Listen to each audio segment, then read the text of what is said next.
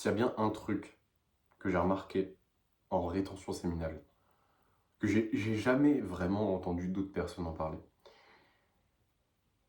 enfin pas en tout cas pas de cette manière-là, c'est que, en fait j'ai la sensation de me détacher de mes émotions et de mes pensées, mais d'une manière bizarre. C'est un peu comme si presque je les personnifiais et que je pouvais identifier dans ma tête l'endroit où j'avais ces pensées, ces émotions, et prendre de la distance avec, vis-à-vis de moi-même, ma propre conscience. Genre, c'est comme si j'arrivais à, à, à faire la distance, à faire la différence et mettre de la distance entre la partie de mon cerveau où je reçois les pensées, les émotions, etc., et l'endroit où je suis conscient. C'est-à-dire, je fais la différence entre ce qui m'est présenté et l'observateur. C'est très bizarre à expliquer comme ça, mais c'est un peu comme si je pouvais voir ce que mon cerveau me montrait. Au lieu de, au lieu d'être le cerveau, entre guillemets. Je sais pas comment l'expliquer, mais j'ai un peu l'impression que c'est comme si j'arrivais à faire la différence entre ma conscience et mon cerveau. Je sais que c'est hyper bizarre dit comme ça, mais là ça m'arrive particulièrement les derniers jours, les, les 10-15 derniers jours, quand j'ai des pensées et j'ai des émotions, c'est comme si je les voyais de loin, enfin à la troisième personne, je les voyais comme si je regardais une vidéo. Alors qu'avant j'étais dans la vidéo, enfin c'est un peu comme ça, tu vois. Genre, je sais pas comment te l'expliquer autrement, c'est comme si les émotions que tu les ressentais, avant tu étais acteur dans le film, donc tu ressentais pleinement les émotions, tu les vivais, tu pensais que c'était toi, et maintenant tu les vois sur un écran.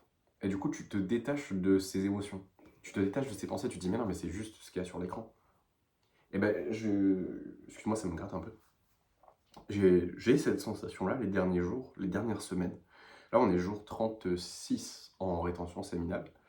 Ça m'avait pas fait ça l'autre fois, le mois dernier, là où j'ai fait les 51 jours. J'ai pas eu ça. Ou en tout cas, j'y ai pas prêté attention. Ou alors, c'était pas aussi fort pour que j'y prête attention. Mais là, vraiment, c'est flagrant. Et tu sais, j'ai un peu la sensation d'être en train de. Comme si je découvrais. Je sais pas, une nouvelle zone de mon cerveau. Enfin, je sais probablement pas le terme exact, mais c'est une sensation très étrange. Et par contre, ça m'aide énormément. Ça m'aide énormément dans deux cas, dans deux contextes qui sont arrivés ces derniers jours. Par exemple, récemment, le premier, c'est me détacher de mes émotions. C'est-à-dire ressentir les émotions, les accepter, mais réaliser qu'en fait, elles viennent pas, enfin, elles viennent de moi, mais elles ne sont pas moi. C'est pas moi l'émotion. Enfin, oui, je ressens cette émotion, mais elle n'est pas moi. C'est-à-dire, je peux juste voir l'émotion, la ressentir, ok, ok, suivant, enfin, genre next. J'ai une émotion, d'accord, bon bah. Genre, par exemple, récemment, il y a de plus en plus de choses qui m'agacent dans mon quotidien, mais je fais l'effort conscient de pas être agacé. Tu vois, genre, je ressens l'émotion de l'agacement, mais je ne suis pas agacé. Je ressens juste cette émotion. Mais ça n'est pas moi. Je ne suis pas l'agacement. Je ne suis pas agacé. C'est juste, je ressens l'émotion de l'agacement. C'est comme, typiquement, au moment où je te parle de ça, donc l'agacement, etc., il y a des travaux dehors. Voilà. Donc à chaque fois que je commence à enregistrer la vidéo, je sais pas pourquoi, euh, il y a les gens à côté dans la maison qui font des travaux. Donc là, littéralement, ça envoie des gros coups de marteau-piqueur. T'as les gens juste à côté de chez moi qui, euh, qui crient, qui font du bruit. Pareil, dans ma maison, bah, actuellement il y a deux personnes qui sont à l'étage d'en bas. et qui, quand j'enregistre des vidéos, font tourner la cafetière qui gueule, et commencent à crier, et à faire énormément de bruit, juste quand j'enregistre des vidéos. Après, il n'y aura plus de bruit, et avant, il n'y avait pas de bruit. Je ne sais pas pourquoi, là, tu vois, je sais que c'est un test de la vie. Et bordel, bah, tu vois, pour garder le calme dans ces moments-là, parce que du coup, ça me force à recommencer les vidéos à chaque fois, et je n'ai pas de temps infini dans mes journées, là, mon temps est très restreint en ce moment. Là, tu vois, je dois garder mon calme, c'est une vraie épreuve. Et donc, j'ai littéralement prêché ce que je te disais en direct, c'est-à-dire que j'ai ressenti cette émotion très forte d'avoir envie de crier, d'avoir envie d'aller frapper les personnes qui sont dans la maison pour leur dire, bah juste les gars, arrêtez quoi. Enfin, genre, là c'est chiant, ça fait 10 fois que vous faites du bruit, que j'essaie d'enregistrer des vidéos. Mais j'ai ce détachement, ok, donc il y a l'émotion, il y a la pensée, et il y a vraiment moi, il y a ma conscience, il y a ce que j'ai envie de faire. Il y a ce que je vais faire. Et en fait, quand je suis en RS, c'est comme si j'arrivais à mettre de la distance entre les deux, tu vois. Pareil, c'est un peu comme le travail de méditation, mais là j'ai vraiment... C'est un peu comme si ça devenait inconscient. C'est un peu comme si le travail méditatif que tu fais quand tu médites, c'est-à-dire de te détacher de tes pensées et de tes émotions, et ben, grâce à la rétention séminale, il est automatique. Il n'est pas forcément conscient. C'est-à-dire que je le fais un peu, bon, pas inconsciemment, mais je le fais avec beaucoup moins d'efforts. Et d'une manière beaucoup plus automatique. Donc ça, c'est la première chose. Et seconde chose, c'est que donc c'est la deuxième chose dont je voulais te parler. Et comme j'ai été coupé 1000 fois par le bruit, les trucs, machin, là, pendant 5 minutes, je sais même plus quel était le titre de la vidéo, le sujet de la vidéo à la base. Mais bon, on va quand même continuer. Ce que je voulais dire, c'est qu'il m'arrive la même chose, mais juste avec les pensées classiques. C'est-à-dire que j'ai beaucoup plus de facilité à voir mes pensées pour ce qu'elles sont, et à comprendre que pareil, c'est pas moi. C'est l'écran, c'est la vidéo dans mon cerveau, si on peut l'appeler ça comme ça, qui m'envoie cette pensée, mais cette pensée n'est pas moi. Et en fait, je choisis mes pensées. Je choisis consciemment ce que j'ai envie de penser. Alors, pas dans 100% des cas, et c'est pas genre je choisis ce que j'ai envie de penser, du coup je pense le truc dans 100% des cas tout le temps, mais maintenant je fais beaucoup plus attention à, ok, quelle pensée je vais avoir, et à quel point est-ce que ça vient vraiment de moi. Parce que la plupart des pensées que tu vas avoir ne viennent pas de toi, elles viennent de la société, d'autres personnes, et c'est pas vraiment toi qui les as pensées. Et donc ça te laisse beaucoup plus de libre arbitre vis-à-vis de ce que tu penses vraiment. Et d'un autre côté, c'est hyper important, parce que c'est tes pensées qui créent ta réalité, c'est juste ce qu'il y a dans ton cerveau. Ce que tu expériences, là je parle anglais, ce que tu expérimentes dans le monde physique, c'est que le résultat de tes pensées et de tes croyances de ces derniers temps. C'est tout. Si aujourd'hui, t'es pas 100% satisfait de ta situation, t'es pas dans la merde, mais genre, t'es pas 100% heureux non plus, ou 100% satisfait avec ce que t'as, bah c'est juste le résultat logique de tes pensées, de tes croyances, de tes paradigmes sur les 3, 4, 5, 6 dernières semaines. C'est juste ça. Et rien de plus. Et donc, quand tu fais de la rétention séminale, ça te donne cet avantage de choisir quelle pensée tu vas avoir beaucoup plus facilement. D'ailleurs, c'est un des trucs dont j'ai parlé de la rétention séminale qui est genre masterclass, et pour moi qui est le meilleur bénéfice, qui va vraiment le plus changer ta vie, mais que personne trouve sexy parce que tout le monde s'en bat les couilles, parce que tout le monde veut juste l'attraction des femmes, le respect, être plus beau physiquement, plus confiance en soi. Ils veulent que les trucs shiny, tu vois. Mais le vrai truc de la rétention séminale, c'est que ça te fait interpréter ta vie d'une manière complètement différente. C'est comme si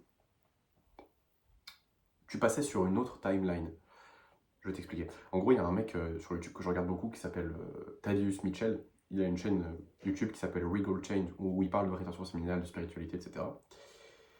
Et il disait que quand tu es en rétention séminale, bah, en fait, tu changes de timeline. C'est-à-dire, ok, tu étais sur ta timeline avant où bah, tu te branlais tout le temps, et en fait, tu avais que des trucs un peu de merde qui t'arrivaient dans ta vie, tu avais une mauvaise interprétation, ton narratif interne, le narratif que tu te dis de ta propre vie est merdique.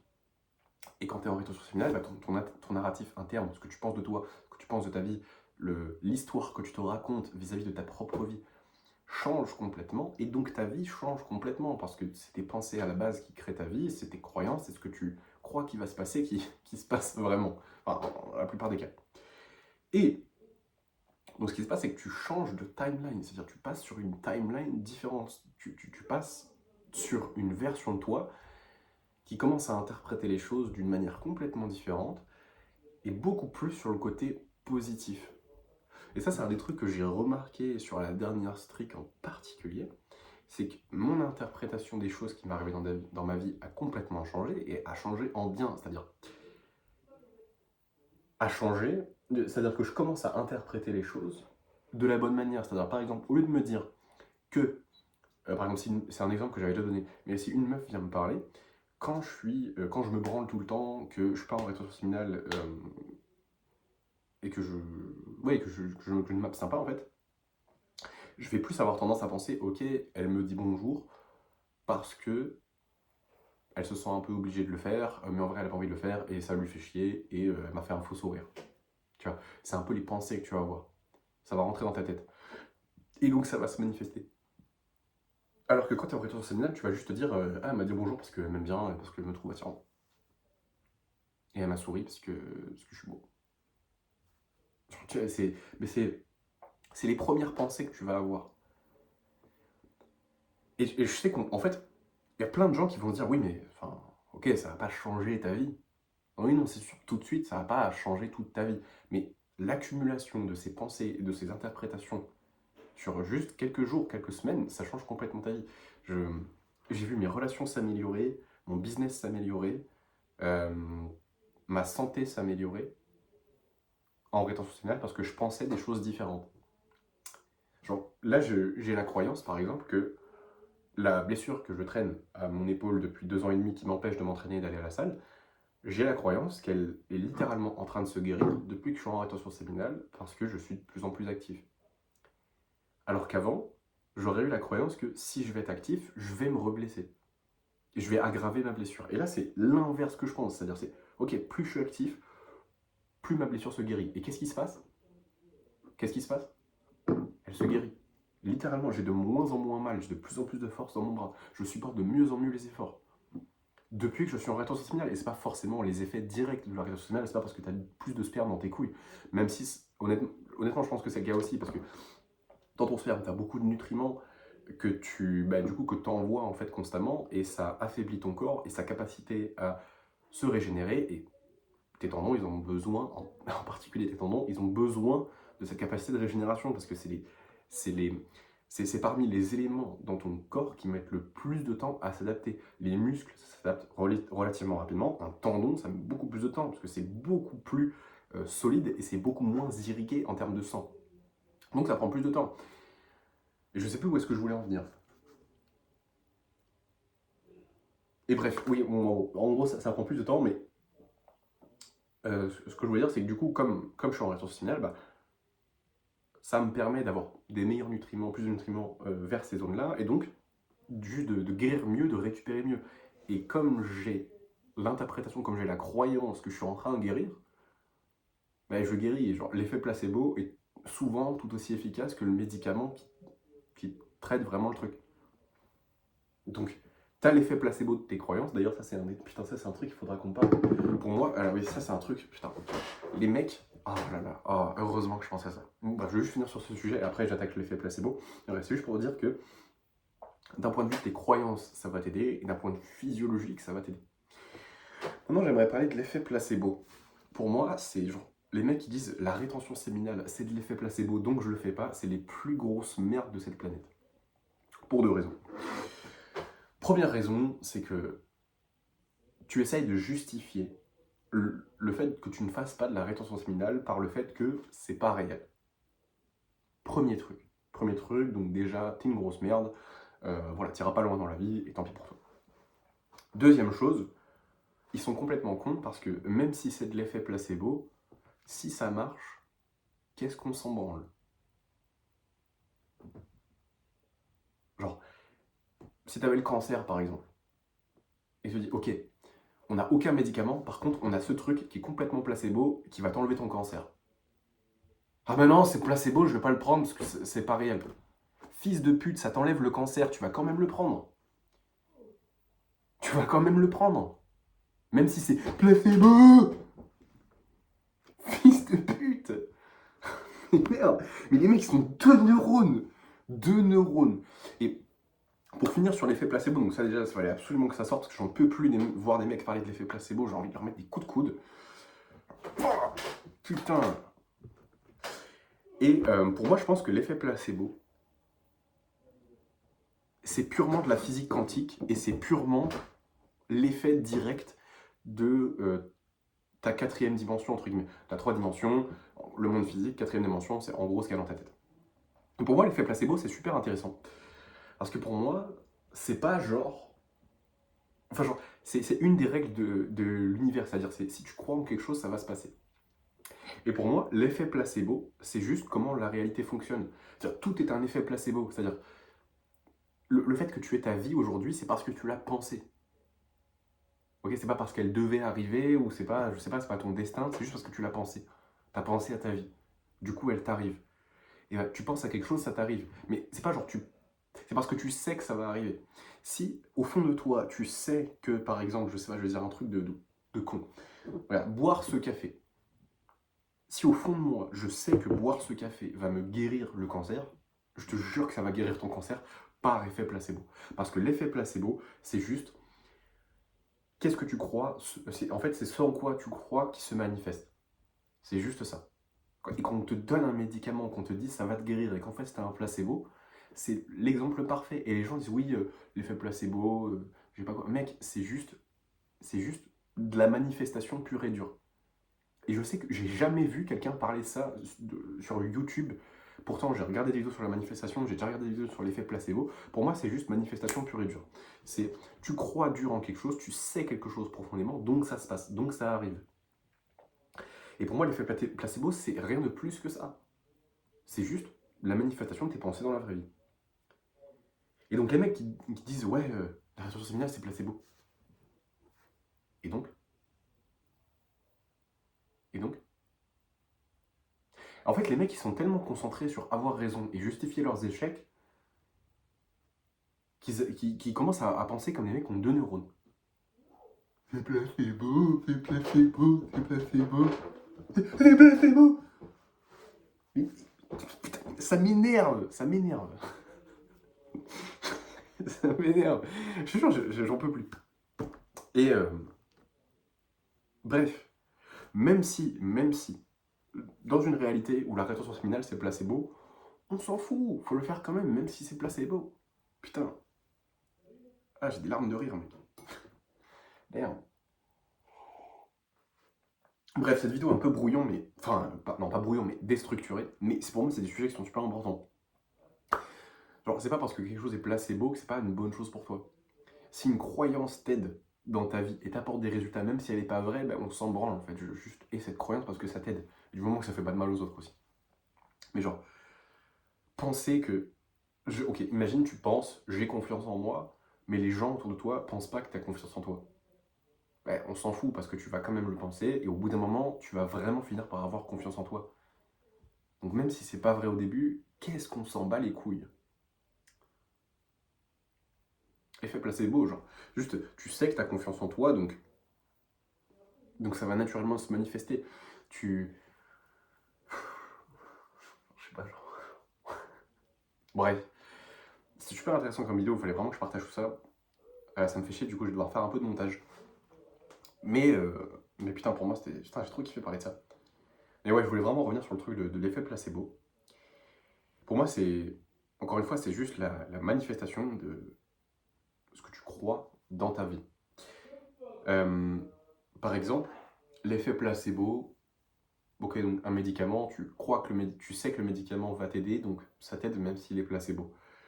Euh, Par exemple, si tu penses que... Voilà, putain, autre exemple de l'effet placebo, ils avaient fait une expérience en gros sur des femmes de chambre qui, en gros, travaillent dans des hôtels. Et en gros, bah, les femmes de chambre dans les hôtels, elles marchent beaucoup.